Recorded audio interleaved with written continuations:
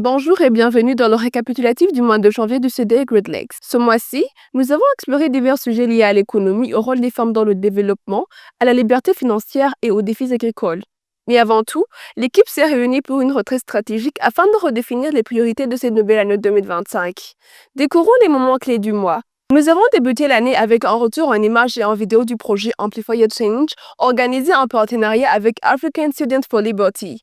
Lors de cet événement, de jeunes professionnels ont échangé sur la liberté économique, les bienfaits du libre marché et de la ZLECAF, en passant par des techniques du plaidoyer. Des experts tels que Maître Linda Kavuka, Jean-Luc Tishahayo et Mabrema Nilakidza, Dr Juan Carno et Onésime Nyukuri ont enrichi des discussions en soulignant l'importance du marché ouvert pour stimuler l'innovation et la croissance en Afrique. Nous avons également mis à l'honneur le rôle des femmes dans le développement à travers notre projet qui continue Why Women, comme l'a rappelé le professeur Simeon Walumiete dans l'un de nos séances d'éducation, qu'il est essentiel de protéger les bienfaits familiaux et d'enregistrer les propriétés en couple pour prévenir les conflits et garantir l'équité. Dans ces dynamiques de transformation, notre équipe s'est réunie le 23 et 24 janvier 2025 à Kili Garden pour une retraite stratégique annuelle afin de faire le bilan de 2024 et définir une feuille de route pour bâtir un Burundi libre et prospère en 2025 en passant par une série d'approches pour maintenir le cap par rapport au plan stratégique quinquennal de notre think tank. Par après, dans le cadre de notre initiative qui vise à libérer le potentiel de l'agriculture, nous avons analysé les défis de la sécurité alimentaire au Burundi. Malgré une multiplication par 5 des importations d'engrais depuis 2015,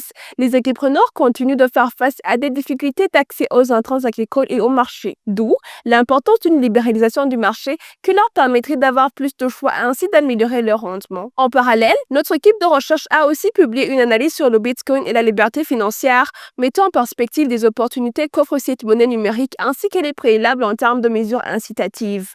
Nous avons notamment comparé la situation burundaise avec celle du Kenya qui avance vers une reconnaissance légale du Bitcoin. Enfin, dans notre témoignage du mois, Melika Denina Hadgui, participant au colloque francophone 2024, nous rappelle l'importance de déconstruire les idées réussies afin d'ouvrir la voie au progrès économique. Si vous voulez rejoindre la génération de Medkiad, visitez notre site pour postuler à la 7e édition des Freedom Week prévue du 15 au 20 septembre 2025.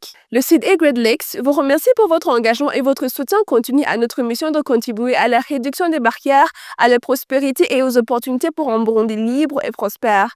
Restez connectés pour ne rien manquer. Abonnez-vous à nos plateformes Facebook, Instagram, LinkedIn, X, YouTube et à notre newsletter pour suivre l'évolution de nos travaux.